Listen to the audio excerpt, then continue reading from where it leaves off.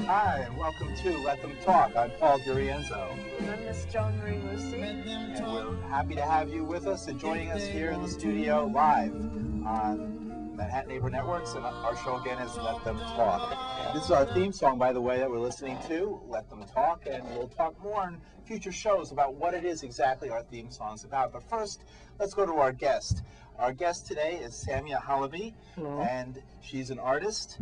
And we'll talk a lot about herself, in particular, a show based on this book, which we're going to show you now. Pardon me, I think I've caught you here. We have it marked That's for- all right. yeah. And here it is. And let me bring it close. I'll do a close-up here. I'm sorry, we're hooked together here. And I want to bring it closer to the camera so that we can all see this wonderful book. It's called Made in Palestine, and it's an art show. And we'll just Catalog for an art show. Right, and we'll just open it up to some of the artwork that's in this book. It's we're going to talk more about this show. It's right here in Manhattan, and folks can see it. And here I am, and here's another example of some of the materials here. And of course, we want to thank Samia for coming again, here's the today. book. Whoops, and here's the book. Right, Let Them Talk. Made in Palestine. And Thank you. Sammy, tell us a little bit about this art show. What is it about? Where is it located? And is it First of happening all, it's at the gallery we call the Bridge, and the Bridge is at 521 West 26, and we want people to come. I mean, we did it as a volunteer group, and the reason we did it is because nobody else in the city would accept it. No museum, no alternative space. This is a museum quality exhibition of what? Of Palestinian art. And that's what's making it so difficult. That's why people are rejecting us. The museums who were applied to, most of them said no, and if they were talking to us, you know, if they were our friends, they would say, well, maybe we'd lose our funding if we did it. So we're not an official group, but you know, have been extended for a month in this yes, show. we're very excited about that.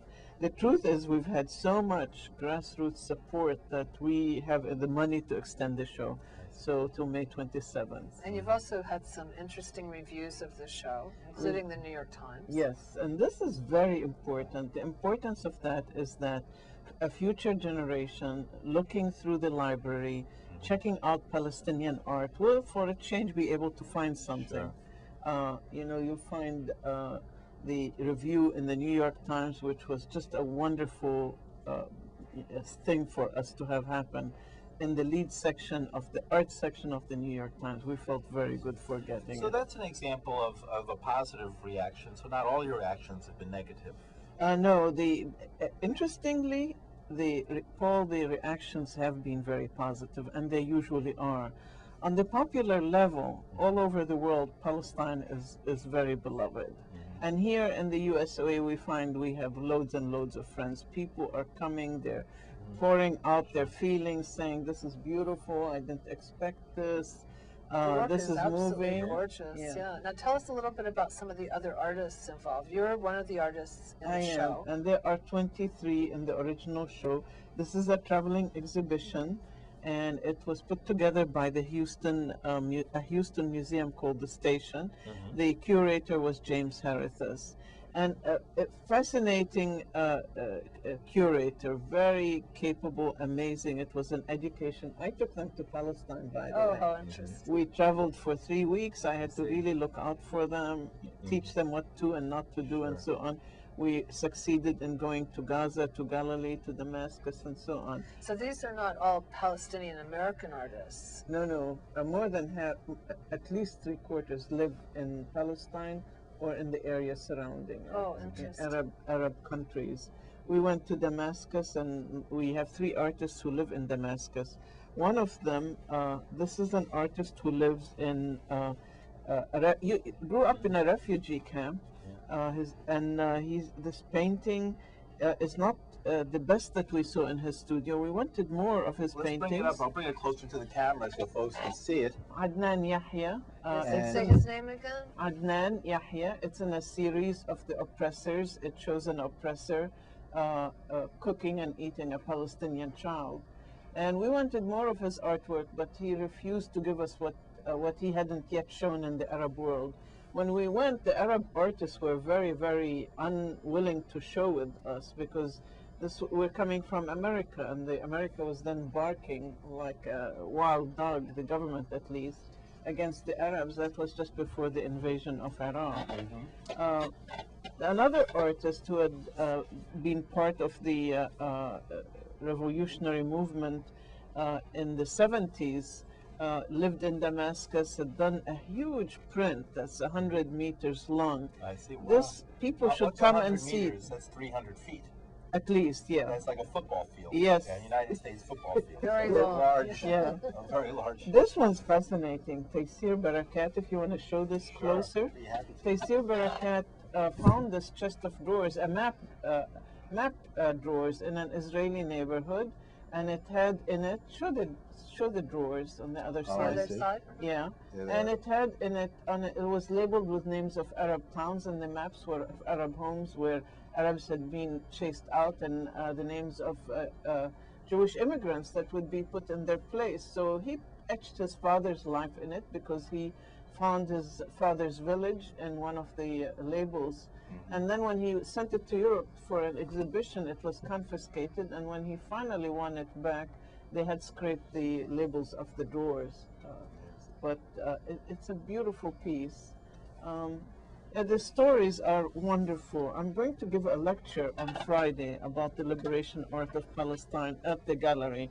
So I urge people to come Friday at the Bridge Gallery at 7 o'clock. This coming Friday. Gallery? Just it's on 26th Street between 10th and 11th. In that area of Chelsea where they've really opened up the big galleries. And this is why we put it in Chelsea. We wanted to insist that this is part of the art world.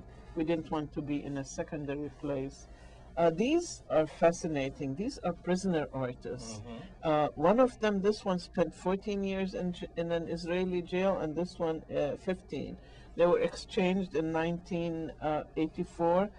They were fighters and defenders of Palestine, and these works were made on their pillow covers, which they cut. And when the guards would find that they'd cut their pillow covers, they paid about 1 week of solitary confinement for each one. And the colors were sneaked in, but the detail is amazing, and the brightness. They had hours and hours. We invited this one to come. Put this one close. It's very bloody and painful to see, but it's about the Sabra and Shatila massacre. And explain what that was to people who might not know. In 1982, when the Palestinian defenders of Beirut were finally forced out, the Phalange, with the help of the Israelis, moved in and executed a massacre at the refugee camp of Sabra and Shatila, and 3,000 people plus were killed and butchered. And this is something goes to the credit or discredit, if you would, of Sharon. This is why he is called the butcher by the Palestinians. In this case, it's a hopeful image where the title of the piece is "Massacre Will Not Bring Our End." It shows an old man whose head is cut open and a young man coming out of it. On the left side is the bird of peace, prison bars, the dream of the prisoner, political prisoner, to be let out. Now the other thing is, besides the lecture on Friday, is that you give tours of the exhibit. Is that correct? do, yeah, and it's wonderful how many people come to them. At 4 o'clock this Saturday, and then I'm going to do one again on Saturday, the 20th, I believe, and one on the 27th of May. So there's 3 more tours. But we have a web page, and people go to the web page. They can find out a lot more about what we're doing and the events. Many events take place. What is the name of the web page? The web page is aljisr.org, which is ALJISSER. Al-Jisr means the bridge. This is why we call the gallery the bridge. ALJISSER.org. Or you can just look up Made in Palestine in Google, and you'll get madeinpalestine.net. Sure. Right, there it is. Right. And by the way, this is Let Them Talk. I'm Paul DeRienzo. Joan Moossy is joining me and is the co-host of this program, which is heard here every week, 8 o'clock Eastern Time. on Manhattan Neighborhood Networks, channel 56. And our guest, Samia Halaby, is talking about this art show that's going on right now at a gallery called The Bridge here in Manhattan. And it's called Made in Palestine is the show. And it's about artists from Palestine, Palestinian artists, talking about their lives and how art affects them. Some of the work is not political. Is it all topical? I think when you look at the show, you'll see that the work is basically about experiences these artists are going through. And many people are reacting positively because they're seeing work with substantial content. Every time I go to Palestine, and I do so often, I come back feeling like a gift has been given to me because there's such compelling content that people are telling you stories of what's happening to them. And you immediately feel like you should write about this, you should paint about it. So it is directly experienced. Now, how much of the work is sculptural? Like we saw the drawers, and obviously that's a three-dimensional piece. Is it mostly paintings, or are there sculptures also? Actually, these days in the whole art world, painting has become very unpopular. But that's a historic period. Painting will come back, of course. The painting is a very important language of mankind. But most of the work is installation art, which is very fashionable right now. There is a large mural-sized drawing called that is about the Nakba, but it doesn't have Palestinian symbols in it. It's a huge image of refugees. And we had a storyteller from the Oneida tribe and someone from others from, that's a Native Indian, Native American group, nation here in New York State, the Oneida Correct, Indians, right? Oneida and Lakota. And the Lakota friend of ours said this could have been Wounded Knee. It's a huge mural with figures coming out. Some are limping, some are carrying their family on their back. There are children. And it looked, to me, when I saw the victims of New Orleans, I saw this painting in my imagination. So it has a universality. Right. Definitely. And how it's done is very interesting. It's cross-hatched, and then he took a stamp that says forgotten and another stamp that says survivors, and all the marks are these stamps on it. Oh, interesting. I see. By the way, we're set up to take your calls. And if you want to call and ask a question, try at 212-757-1538. Oh, we'd love to hear from you. We'd love to hear from you. 212-757-1538. And we're here to set up to take your calls and to try and field your questions about the artwork that we're discussing and showing you right now. And hope to hear from you again at 212-757-1538.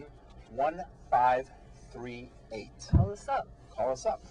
I'm Paul DeRienzo. This is Miss Joan Marie Moossy sitting to my far left, and our guest Samia Halaby. And here, what do we have here? Here you have a Samia Halaby painting. Oh, it's part Samia, of a great. series that I made of the textures of Palestine, and this one is a map of Palestine in textures.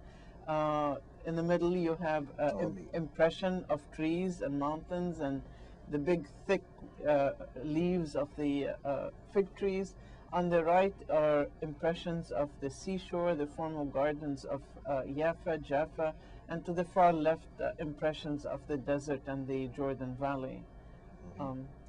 Let's ask a little bit about your background, Samia. You were born in Palestine before it was called anything else but Palestine. That's correct.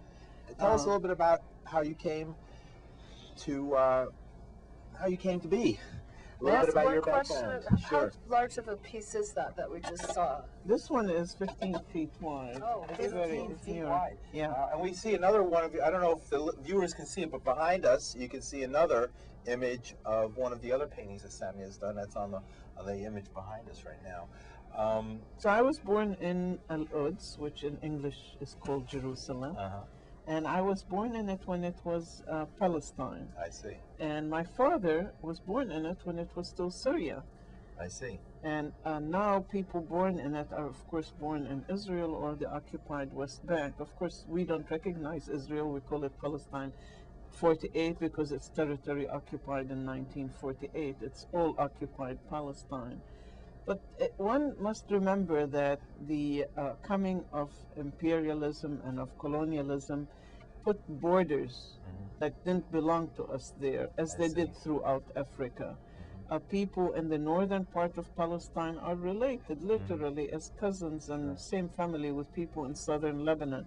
The same as people in people don't know the map, but if they basically, you know, our audience should just know that we're related across these borders. And now the Israelis have put 1 million more borders, and they play with borders in a way to like destroy our life. But after my birth there, I grew up and we lived in the seacoast in Jaffa, and in 1948 I was almost 12 years old. We were forced out and we lived in Lebanon for a while before we moved here. I see. I moved here when I was nearly 15 and studied art And what part of the United States did you grow up in the Midwest, in Oh. Cincinnati, Ohio. in? Oh, all right. Yeah, so And Cincinnati, huh? yeah. Right, so you're a Reds fan.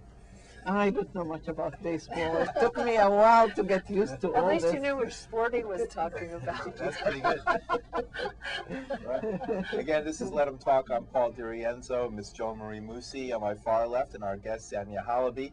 And we're talking about some very serious things, but also some very interesting, because art, you know, it's serious on one hand, but on the other hand, it appeals to our aesthetic and to something that Well, that's is what I was beyond. going to say. Also, yeah. some very beautiful things, because the exhibit really looks interesting. I haven't seen it yet, but I'm eager to see it. And I think that a lot of people would be interested in seeing it. You know, we want people to come. This is, we've worked very, very hard to bring this show to New York, ourselves, our group.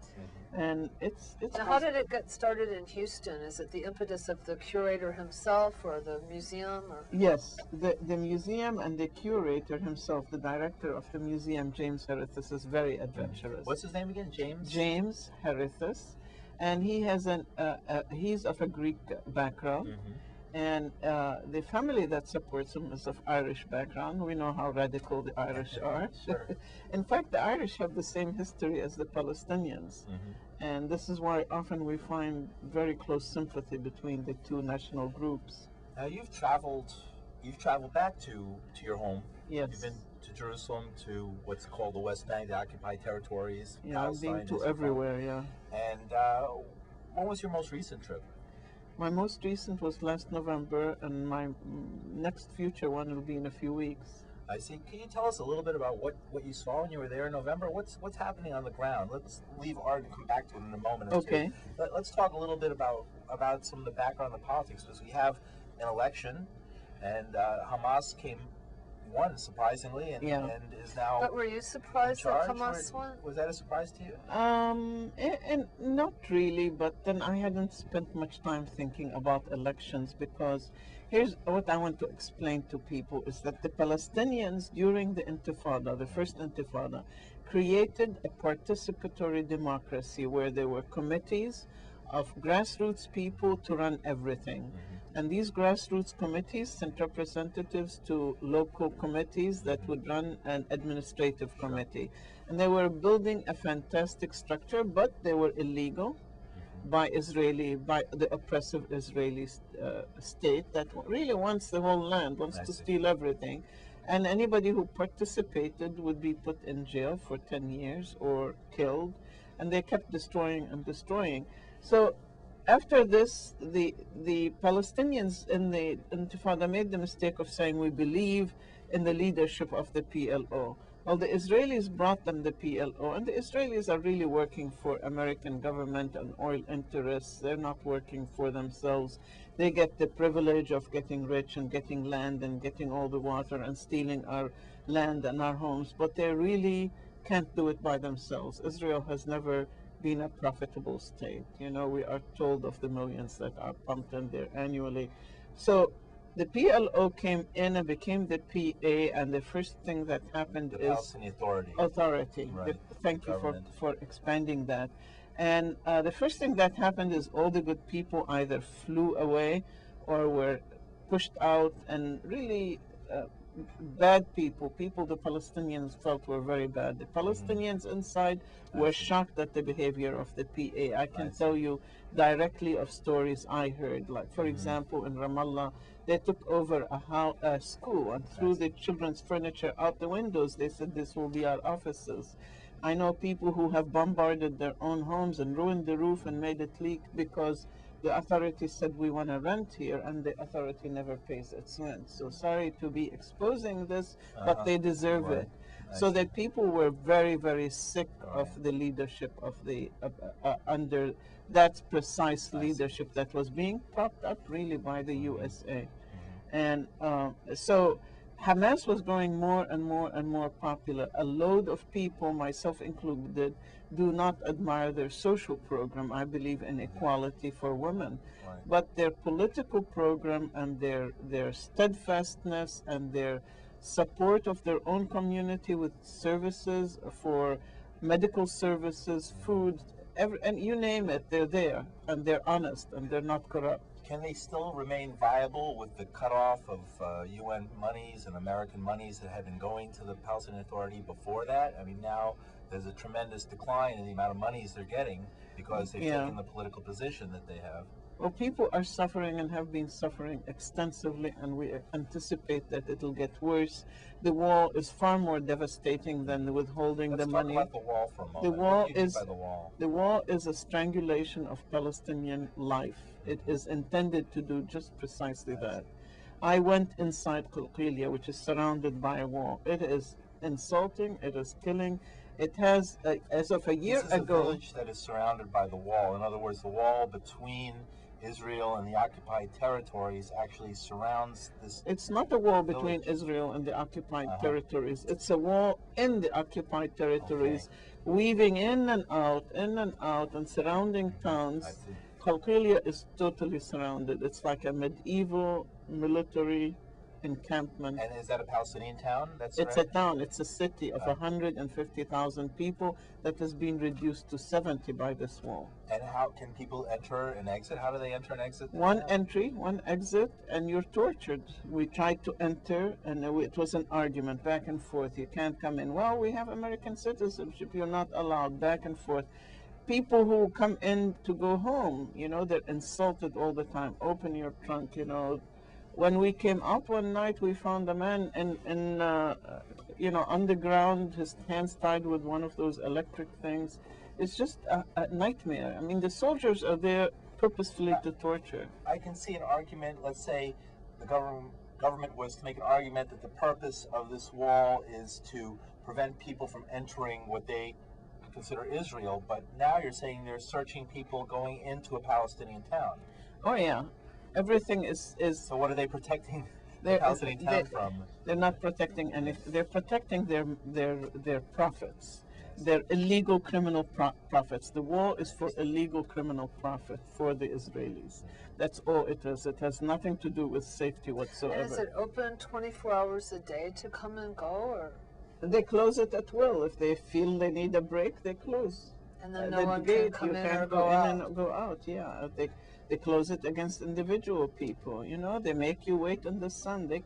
People have died at checkpoints. Oh, I'm sorry. Women have given birth at checkpoints. Babies have died at checkpoints because they were born at the checkpoint. How is it possible? Because the discussion is the possibility of this two-state solution of having two countries, Palestine, which would be in the occupied territories, in Gaza, diminished by the wall, as you were just describing, and how could two states in such close proximity to each other exist with a wall between them? I don't see how it's possible. Paul, anybody who takes this discourse seriously is just profiting from it. That is someone who's a politician, a congressman, in the Israeli government, an official of the Palestine Authority, someone who works at the UN, receives a wonderful salary as a rich apartment in the 40s on the east side.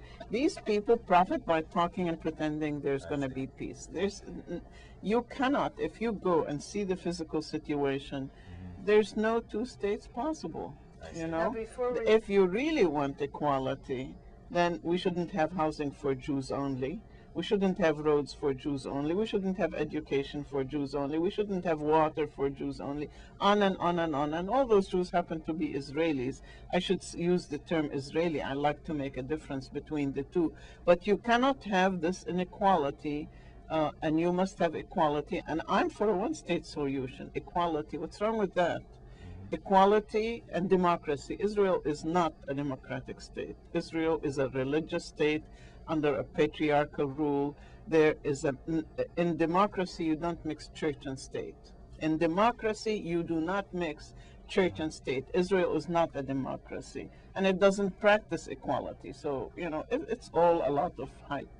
Now, before the show wraps up, I want to get back to the exhibit and just reiterate where it's happening and how long it'll be on. Thank you for taking us back there. I want people to come very, very much.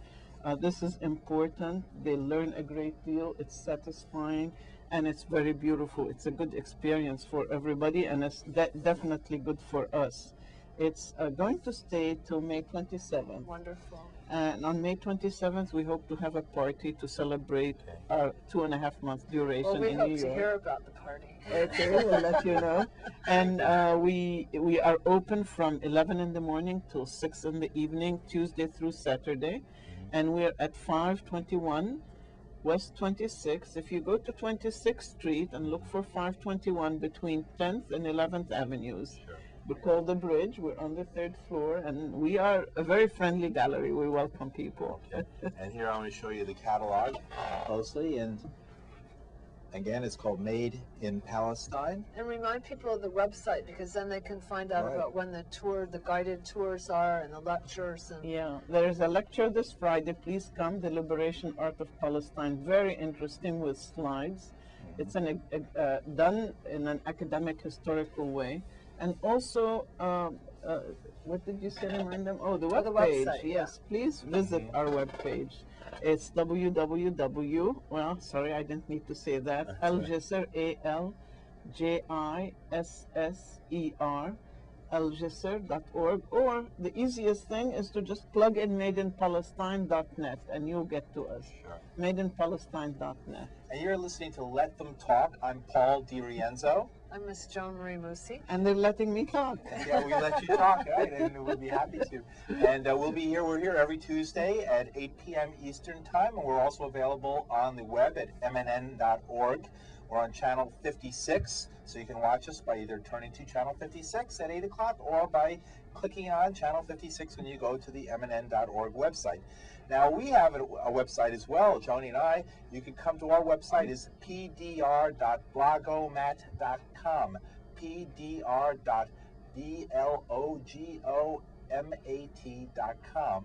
You can also search for our archive of programs. If you go to the Google video site, that's video.google.com, and if you type in Let Them Talk, or if you type in Paul DeRienzo, D-E-R-I-E-N-Z-O, or Miss Joan Marie Moossy, M-O-O-S-S-Y, and you will get a listing of all our programs. And you can also see the programs at our website as well. Again, video.google.com. So thank you, Samia. We sure appreciate your coming. Oh, it was